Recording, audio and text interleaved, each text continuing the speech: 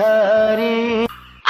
जान ये बोतल मेरी है, अल्लाह का वास्ता। नहीं ये मेरी है। अरे भाई तुम खामा लड़ रहे हो, मुझे पता है जिसने तुम्हारी बोतल खींची है वो कलीमुल्ला बदमाश नहीं है, वो उधर पी रहा था बोतल तुम्हारी।